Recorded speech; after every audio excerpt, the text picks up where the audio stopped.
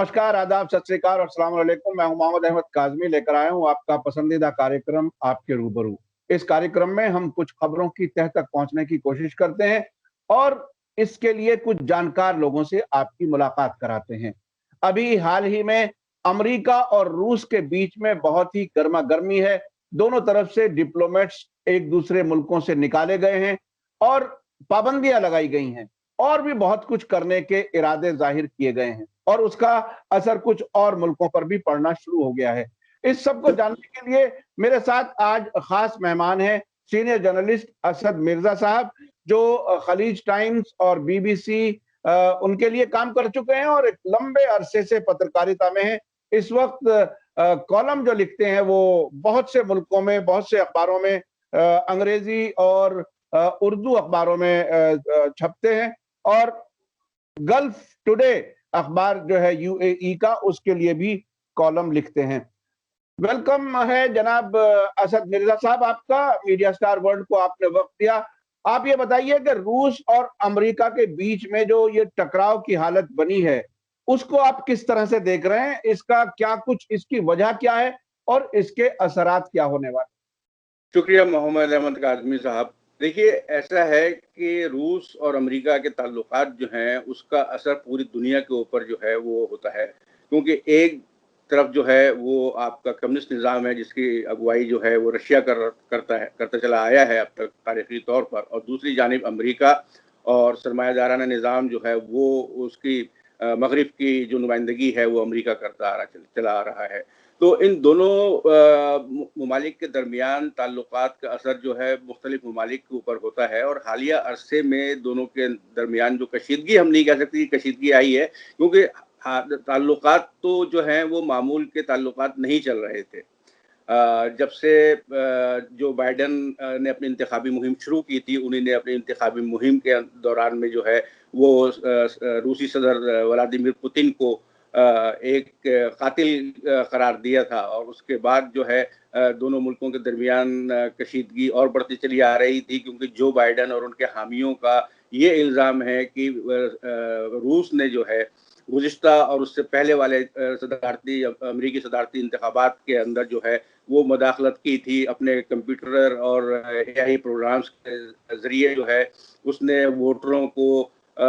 Influence करने की बहुत हद तक कोशिश की थी, और जो सदारती इंतखाबात के नताइज थे उसको उसको बदलने की उसने कोशिश की थी। और उसके अलावा अगर आलमी तौर के ऊपर हम देखें तो दोनों मुल्कों के ताल्लुकात हमेशा सर्द और गर्म चलते चले आ रहे हैं, उसमें कोई नई बात नहीं है। ये ताल्लुकात अगर जो है सन 1991 में जब जॉर्ज डब्ल्यू बुश और मिखाइल गोरबचोव ने स्टार्ट ट्रीटी पर दस्तखत किए थे, जिसके बाद की दोनों मुल्कों के जौहरी हथियारों के ऊपर जो है वो पाबंदी लगाना शुरू की गई थी, उसके बाद कुछ बेहतरी रूनुमा हुई थी। लेकिन तब से लेकर अब तक अगर हम देखें तो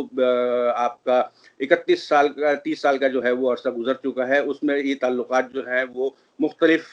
फेजेस से या मुख्तलिफ मराहिल से गुजरते चले आ रहे हैं, कभी सर्द और कभी गर्म, कभी खुशगवार और कभी नाखुशगवार रहते हैं। और इस मौके पर अभी जो है वो कशीदगी एक तरीके से बढ़ती चली जा रही है। हालिया अरसे में दोनों मुल्कों के दरमियान जो एक तरीके की जो खिंचाव चल रहा था, उसमें हम ये कह सकते हैं कि उसमें सबसे पहले वो अमेरिकी सदर जो बाइडन ने ली है, क्योंकि गुज़िश्ता हफ्ते उन्होंने ऐलान किया कि वो रूसी सदर व्लादिमीर पुतिन के साथ किसी तीसरे ममालिक में एक सरबराही इजलास या एक समिट करने के लिए तैयार हैं, और इसे एक तरीके से रूस जो है फतेह माना जा सकता है कि उसमें पहली बार अमेरिका ने रूस उनसे बराह रास्त बात करने की कोशिश की, क्योंकि अभी तक जब से जनवरी में जो बाइडन सदर के ओहदे पर फायज हुए हैं, उन्होंने मुख्तलिफ ममालिक के रहनुमाओं के साथ टेलीफोन के जरिए बातचीत की है, उनको मुख्तलिफ इजलास में उनसे खिताब किया है, लेकिन अभी तक उन्होंने बराह रास्त व्लादिमीर पुतिन से टेलीफोन पर बातचीत नहीं की थी। तो इसका मतलब ये था कि वो एक तरीके से सदर पुतिन को नजरअंदाज कर रहे थे, उनको ये एहसास दिलाना चाहते थे कि अमेरिका की नजर में रूस की कोई अहमियत नहीं है, रूस उसके आगे कोई एक ताकतवर मुल्क नहीं है, और अमेरिका जो है अपनी पुरानी पॉलिसी जो है वो उसके ऊपर आगे भी गामजन रहेगा, जिसमें वो ये चाहता है कि रूस को एक अलग थलग के कोने में डाल दिया जाए और उसके हलीफ ममालिक जो हैं उनको जो है बिल्कुल नज़रअंदाज किया जाए, उनको ना किसी तरीके से अमेरिका की कोई मदद या कोई दूसरी चीज़ मुहैया कराई जाए और एक टकराव की जो हालत थी सरमायादाराना निज़ाम और कम्युनिस्ट निज़ाम के दरमियान वो जो है वो जारी रहे। लेकिन अभी हालिया अरसे में जो पुतिन साहब जो बाइडेन ने फ़ोन किया है उसके बाद ये लगता है कि हालात थोड़ा-सा कुछ जो है वो साज़गार होने की उम्मीद की जा सकती है। अच्छा, ये बहुत ही अजीब बात है कि ऐसे वक्त में जब डिप्लोमेट्स को बाहर निकाला जा रहा है दोनों तरफ से, अचानक जो बाइडेन की तरफ से सरबराह कॉन्फ्रेंस की पेशकश आ जाती है और उस पर फौरन कोई पॉजिटिव जवाब अभी मॉस्को से नजर नहीं आ रहा है। तो क्या कुछ है ये, एक तरह से डिप्लोमेसी में वन अपमैनशिप की कोशिश है या अपनी इमेज बिल्डिंग की कोशिश है या वाकई सीरियसली वो रूस के साथ कुछ ताल्लुकात बेहतर करना चाहते हैं? आप क्या क्या लगता है? देखिए, जैसा मैंने कहा कि जो दोनों ममालिक के दरमियान ताल्लुकात जो हैं वो सर्द और गर्म के बीच के में वेरी करते रहते चले आ रहे हैं और जहाँ तक बात ये है कि दोनों ममालिक के सरबराहान के दरमियान अभी तक कोई सदारती इजलास या कोई समिट या कोई बराह रास्त मुलाकात नहीं हुई है। ताहम अभी इसी हफ्ते जो है 23 तारीख को जो बाइडेन ने एक माहौलियाती तब्दीली या क्लाइमेट चेंज के ऊपर एक आलमी ममालिक के सरबराहान के साथ में एक वर्चुअल इजलास की जो है उससे खिताब करने वाले हैं और उसमें उन्होंने 40 मुख्तलिफ ममालिक के सरबराहान जिसमें कि हिंदुस्तान भी शामिल है, उसमें चीन और रूस के सदर जो हैं उनको भी दावत दी है कि वो इजलास में शामिल हो। तो एक तरफ जहाँ पर ये चल रहा है कि आप अपना रवैया ज़रा सा सख्त दिखाते हैं, तो दूसरी तरफ उसमें थोड़ा-सा नरमी का भी इज़हार करते हैं और जैसा कि आपने कहा कि जो सिफारती तरीके से जिस तरीके से डिप्लोमेट्स का एक दूसरे मुल्क से इखराज करने और उनके ऊपर पाबंदी आयद करने की चीज़ें चल रही हैं, उसी के साथ-साथ यहाँ पर ये एकदम से ये ऐलान हुआ कि जो बाइडेन ने जो है वो किसी तीसरे मुल्क में सदर पुतिन से मिलने की ख्वाहिश का इज़हार किया है। तो इससे ये लगता है कि अमेरिका की जो पुरानी पॉलिसी रही है कि वो अपना हाकिमाना अंदाज जो है वो नहीं छोड़ना चाहता। वो ये चाहता है कि आलमी तौर पर एक तासुर ये दिया जाए कि पूरी आलमी सियासत, आलमी निज़ाम के ऊपर जो अमेरिका का कंट्रोल है वो पूरे तरीके से अभी भी कायम है और रूस उस पूरे आलमी निज़ाम में कहीं भी उसको गवारा नहीं है कि वो एक सरकर्दा किरदार जो है वो अदा कर सके। जबकि रूस का ये चाहना है कि जो नया आलमी निज़ाम बनकर उभर कर सामने आ रहा है उसमें वो पूरी शमूलियत इख्तियार करे और उसमें उसके जो हलीफ ममालिक जो हैं उनको भी एक सरकर्दा किरदार दिया जाए। तो अभी देखिए आने वाले वक्तों में कुछ इससे ज़ाहिर होगा कि किस तरीके का एक नया दोस्ती का माहौल जो बाइडेन जो है वो कायम करना चाहते हैं। जहाँ तक रूस का अभी तक कोई रद्द-ए-अमल सामने नहीं आया है, तो मैं यहाँ ये बताना चाहूँगा कि अभी इसी हफ्ते के आखिर में सदर पुतिन जो हैं वो state of the nation address करने वाले हैं और उसके अंदर जो हो सकता है कि वो जो बाइडेन के इस इनविटेशन का जो है वो कोई जवाब दें और वो एक ज़ाहिर है कि वो जवाब बिल्कुल आला ओहदे की तरफ से आएगा तो उसके अंदर एक पुख्तगी होगी, उसके अंदर एक नया अज़्म भी ज़ाहिर किया जा सकता है और उससे रूस का क्या पूरा जो आलमी सिस्टम चल रहा है इस वक्त कोविड के दौरान में पूरी दुनिया में, उसमें रूस का क्या रवैया रहेगा इसका भी मुख्तलिफ ज़ाविये जो है इसका वो ज़रा ज़्यादा वाज़ेह सामने तौर पर आ सकेंगे। अच्छा, रूस और अमेरिका के बीच इस तनाव के माहौल में अब एक नया एक सिलसिला शुरू हुआ है। चेक रिपब्लिक, जो किसी वक्त चेकोस्लोवाकिया का हिस्सा होता था, स्लोवाक और चेक अलग-अलग हो गए। चेक ने 18 डिप्लोमेट्स रूस के निकाल दिए और रूस ने भी उसके जवाब में 20 डिप्लोमेट्स के बाहर करने की का ऑर्डर दे दिया और साथ में उन्हें पर्सोना नॉन ग्राटा, आमतौर पे जो जासूसों के लिए कहा जाता है, वो भी उन पर इल्जाम लगा दिया। आप इसको कैसे देख रहे हैं? चूंकि रूस ने ये इल्जाम लगाया है कि वो अमेरिका के इशारे पर कर रहा है, तो आप इसको कैसे देख? देखिए, ऐसा है कि सिफारती हलकों में एक दूसरे मुल्क से सिफारतकारों का इखराज और उनको किसी तरीके का पर्सना नॉन ग्राटा का लेबल लगाया जाना ये कोई नई बात नहीं है। और जहां हम रूस और अमेरिका के ताल्लुकात की बात करते हैं तो उसमें ये बहुत छोटी छोटी चीजें हैं। इसका कोई शमूल कोई बड़ा या गहरा कोई असर नहीं होता है। ये सिर्फ एक दूसरे की से खफगी जाहिर करने का एक तरीका है। जहां तक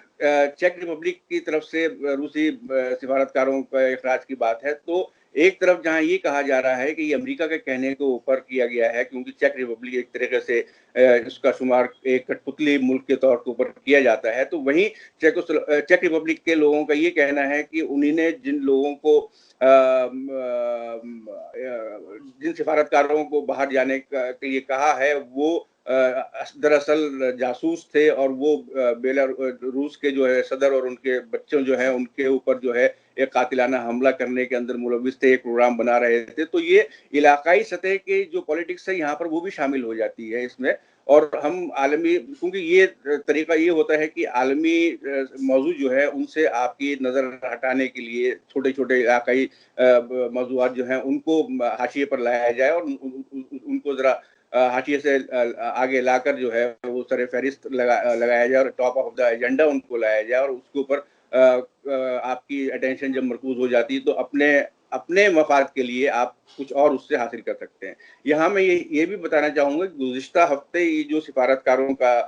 एक दूसरे मुल्क के ऊपर पाबंदी लगाने का सिलसिला शुरू हुआ है, उससे पहले जो बाइडेन ने अपने एक अमरीकी कानून के तहत में 16 रूसी कंपनियों के ऊपर और 16 अफराद के ऊपर एक पाबंदी लगाई है कि क्योंकि कोई भी अमरीकी कंपनी अब उनके साथ में कारोबार नहीं कर सकती, ना ही उनके साथ में किसी तरीके का माली कोई काम कर सकती है, ना ही उन कंपनीज के शेयर जो हैं वो अमेरिका के शेयर बाजारों में बेचे जा सकते हैं। तो ये सारा चीजें जो हैं ये सदर जो बाइडेन ने उसका इशारा ये दिया है कि जिस तरीके से रूस ने पिछले सदारती इंतखाबात में अपनी दखल अंदाजी की थी तो उसके नतीजे में उन्होंने ये पाबंदी आयद की है, क्योंकि जो 16 कंपनियां जिनके ऊपर पाबंदी आयद की गई है उनके ऊपर ये इल्जाम था कि वो अपने कंप्यूटर्स और अपने प्रोग्रामर्स और स्टाफ के जरिए वो अब अमरीकी सदारती इंतखाबात में दखल अंदाजी कर रहे हैं। तो ये सिलसिला जो है वो जारी रहेगा। लेकिन हमें बड़े अगर आलमी पैमाने के ऊपर, आलमी सतह के ऊपर हम देखें तो जो भी मुलाकात जब भी होगी दोनों सदर के दरमियान, तो उससे बहुत ज्यादा तवक्कात रखी जा सकती है। लेकिन उससे हासिल एक बड़े सतह पर क्या होगा अभी इसके बारे में यकीनी तौर पर कुछ नहीं कहा जा सकता है। लेकिन अमेरिका की तरफ से इस बातचीत के लिए पुतिन को मदऊ करना एक बहुत बड़ी अमेरिकी जो है आप ये कह सकते हैं कि कंसेशन है रूस के लिए। अच्छा, आखिरी सवाल, आप जो बाइडेन का अभी जाहिर है ज्यादा वक्त हमने नहीं देखा है, अभी 20 जनवरी से वो प्रेसिडेंट हैं, और उससे पहले डोनाल्ड ट्रंप एक तरह से आइसोलेशन में ले गए अमेरिका को, टेंशन बहुत से मुल्कों के साथ की। अभी ये जो रूस के साथ एक तरह से नए किस्म की जो सूरत हाल बनी है जो बाइडेन के जरिए, इसको आप कंपेयर अगर करें तो कितना आइसोलेशन की तरफ ले जाने का ये भी काम कर रहे हैं? देखिए, ऐसा है कि आपने डोनाल्ड ट्रंप का जिक्र किया, तो डोनाल्ड ट्रंप और सदर पुतिन के दरमियान जो ताल्लुकात हैं वो बहुत खुशगवार और दोस्ताना कहे जा सकते थे। लेकिन जो बाइडेन और सदर व्लादिमीर पुतिन के दरमियान ताल्लुकात बिल्कुल एक हम कहें कि वो दुश्मनी की हद तक पहुंच गए हैं। तो जहां तक चीन का ताल्लुक है तो चीन का जो बेल्ट रोड इनिशिएटिव है वो बहुत से ऐसे मुल्कों से गुजर रहा है कि जो अब एक आज़ाद मुल्क हैं, लेकिन माजी में वो सोवियत रशिया का हिस्सा हुआ करते थे। तो अमेरिका को इसका भी एहसास है और उसको अपने पूरे पावर प्ले के अंदर उस चीज को बराबर करने की भी कोशिश करना है। और उसको इस चीज का भी एहसास है कि वो अब उसके किसी काम से रूस और चीन जो हैं वो ज्यादा और उनकी कुर्बतें जो हैं वो ज्यादा न बढ़ पाए। लेकिन जो कुर्बतें अभी भी हैं उस पर भी अमेरिका जो है वो एक बड़ी हद तक नाकाम है कि उनको किसी तरीके से वो खत्म करा सके और उस इश्तराक को जो है वो खत्म करा सके। और उसके अलावा मैंने इससे पहले आप जिक्र किया था कि इलाकाई चीज़ों का, तो इलाकाई चीज़ों का अभी जब हम जिक्र करते हैं तो वहाँ पर अभी देखिए कि पिछले ही हफ्ते अमेरिका ने अपने बहरे अस्वद में 2 जंगी जहाज भेजने का जो है वो ऐलान किया था, और उसके बाद उसने ऐलान किया कि उसके जहाज वहां नहीं जाएंगे। तो यहाँ पर तुर्की जो है उसका रोल जो है वो सामने आ जाता है, क्योंकि तुर्की जो है वो क्रीमिया यूक्रेन के साथ में उसके ताल्लुकात बहुत अच्छे हो रहे हैं, और अमेरिका ने जो जंगी जहाज भेजे थे वो यूक्रेन की हिमायत के तौर के ऊपर भेजे थे, और वो सदर पुतिन ने उसका बहुत सख्त नोटिस लिया था, और उन्होंने कहा था कि ये नाटो, अमेरिका की सरपरस्ती में नाटो की जानिब से एक जंगबंदी की सफबंदी हो रही है। तो और उसी दरमियान में जो इश्तराक, दिफाई इश्तराक जो है वो तुर्की और क्रीमिया के दरमियान बहुत गहराता चला जा रहा है। तो अमेरिका को इसको इन सब चीज़ों का एहसास है, और वो ये नहीं चाहता कि इस तरीके से इलाके में कोई भी जंग की शुरुआत हो सके, या वो ऐसा कोई काम करे कि जिसमें कि अमेरिका को मोर्द इल्ज़ाम ठहराया जाए कि अमेरिका की वजह से जो इलाके में जो हालात हैं वो कशीदा हुए थे। क्योंकि अमेरिका, जैसा कि आपने कहा कि अब सदर जो बाइडेन की सदारत में क्या अमेरिका दोबारा से रूस को एक आइसोलेशनिज्म की तरफ ढकेल रहा है या नहीं ढकेल रहा है। तो ये जो छोटे छोटे इलाकाई चीजें हैं उसमें अमेरिका नहीं पड़ना चाहता है। अब अमेरिका का ये मानना है कि जैसे कि तुर्की और आपका क्रीमिया का, और तुर्की और यूक्रेन के ताल्लुकात की जो बातें हैं, तुर्की या ग्रीस के जो ताल्लुकात हैं, या बहर असद में क्या हो रहा है, या तुर्की क्या करना चाह रहा है, ये यूरोपियन यूनियन का मामला है। क्योंकि ये यूरोप का मामला है तो इसलिए इसको यूरोपियन यूनियन जो है वो हैंडल करे, और अमेरिका जो है वो बाकी आलमी मौजूद जो हैं उनके ऊपर अपनी नजर रखे और उनके अंदर अपनी दखल अंदाजी करे। तो अमेरिका एक तरीके से रूस को आइसोलेशनिज्म की तरफ नहीं ले जाने के अलावा अपनी जो पुरानी पॉलिसी है उसमें कि अमेरिकन सुप्रीमेसी जो है वो कायम करना चाहता है, अमेरिकी बालादस्ती जो है वो कायम करना चाहता है। तो मुझे ये लगता है कि जो बाइडेन के अंदर के सदारत के दौरान जो है अगले 4 साल में जो है वो अमेरिकी सुप्रीमेसी या अमेरिकी बालादस्ती की एक पॉलिसी जो पुरानी चली आ रही थी उसके ऊपर वो अमल पैरा होंगे, और वो ये चाहेंगे कि किसी भी तरीके से रूस जो है वो उस सतह तक आगे ना आ सके कि वो अमेरिका को किसी तरीके का कोई चैलेंज दे सके। अच्छा, अमेरिका और रूस के बीच में जो टेंशन है, इसका कोई असर भारत पे भी पड़ेगा क्या? चूंकि अब से पहले अमेरिका की तरफ से S-400 वाले मामले में पाबंदियों का और कई किस्म की धमकियां दी जा चुकी हैं। आपको क्या लगता है वो इशू फिर उभरेगा क्या भारत और रूस के बीच में जो S-400 का सौदा है? देखिए, ऐसा है कि अमेरिका अपनी तरफ से, अमेरिका इंतजामिया ने माजी में इसको एक खेल बना लिया है कि जब कोई भी मुल्क कभी रूसी हथियार या किसी दूसरे ममालिक से कोई हथियार खरीदता है तो उसको पाबंदियां आयद करने का एक खेल जो है वो शुरू कर दिया जाता है। और इसका जो तजुर्बा है वो हिंदुस्तान को बहुत ज़्यादा है, क्योंकि जब से उसने अपने न्यूक्लियर प्रोग्राम की शुरुआत की थी उसके बाद से अमेरिका ने हिंदुस्तान के ऊपर पाबंदियां आयद की थी। लेकिन दूसरी तरफ हमें इस चीज़ का भी ख्याल रखना चाहिए कि हिंदुस्तानी दिफाई जो साजो सामान है वो एक बहुत हद तक एक मेजॉरिटी जो प्रोपोर्शन है हिंदुस्तानी डिफेंस का वो हमेशा से रूस की तरफ से आया था, और अभी हालिया अरसे में वो रूस से थोड़ा सा हटकर फ्रांस और जर्मनी जैसे ममालिक और इटली जैसे ममालिक की तरफ बढ़ा है। और इसमें अमेरिका की तरफ से जो हथियार हिंदुस्तान को नहीं बेचे जा रहे हैं उसमें उसकी एक वजह यही है कि हिंदुस्तान उन शराइत पर वो हथियार खरीदना नहीं चाहता जो कि अमेरिका अपने किसी भी मुल्क के ऊपर आयद करना चाहता है कि वो उसकी शर्तें माने और उसके ही दामों पर उसका माल खरीदे। तो हिंदुस्तान को इस चीज का बहुत बड़ा तजुर्बा है, और उसको ये भी मालूम है कि किस तरीके से अमेरिका को आपने हैंडल करना है। और अभी जो हालिया अरसे में इंडो पैसिफिक के अंदर जो क्वाड का जो एक नया तस्वुर अमेरिका ने पेश किया था कि अमेरिका, हिंदुस्तान, ऑस्ट्रेलिया और जापान जो है उसमें शामिल हो जाए, तो वो भी क्वाड जो है वो दरअसल आपको वो कुछ लोगों का ये कहना था कि क्वाड जो है वो नाटो की एशियाई शक्ल है, बल्कि वो नाटो की एशियाई शक्ल नहीं है, बल्कि वो अपने हथियार बेचने का एक नया जरिया है। क्योंकि अमेरिका का ये कहना है कि क्वाड के जो ममालिक हैं वो अमेरिका से हथियार खरीदे और इंडो पैसिफिक ओशन जो है उसके अंदर जो है वो अपनी दिफा, अगर वो चीन से उनको कोई खतरा है तो चीन से खतरे के लिए वो हथियार अमेरिका से खरीदे। लेकिन उसमें सारी पाबंदियां, सारी शराइत जो हैं वो अमेरिका वो आयद करेगा। तो ये एक अमेरिका का पुराना खेल है और इस खेल के अंदर हिंदुस्तान को भी महारत है कि अमेरिका को किस तरीके से हैंडल करना है कि वो अपनी उसकी शर्तें ना माने और वो अपना मकसद जो है वो हासिल कर सके। तो मुझे नहीं लगता है कि अमेरिका और रूस की इस जंग के दरमियान में और इन पाबंदियों के खेल के अंदर हिंदुस्तान के ऊपर कोई गहरा असर पड़ेगा, क्योंकि हिंदुस्तान भी इस पूरे खेल के अंदर एक पुराना खिलाड़ी है।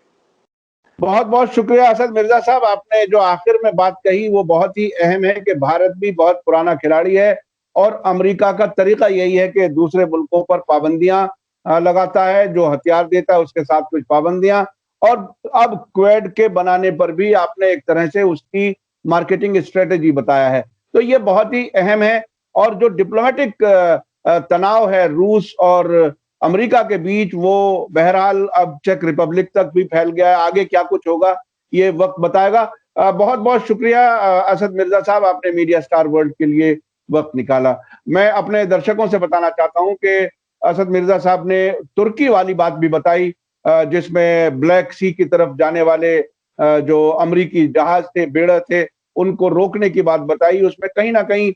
तुर्की का भी कोई रोल है उस इलाके में जहां अमेरिका और रूस के बीच में टकराव की सूरत हाल यूक्रेन के मामले में भी बन रही थी। तो वो अभी डिफ्यूज हुई लगती है। देखते हैं आगे क्या कुछ होता है। बहुत बहुत शुक्रिया, धन्यवाद, जय भारत।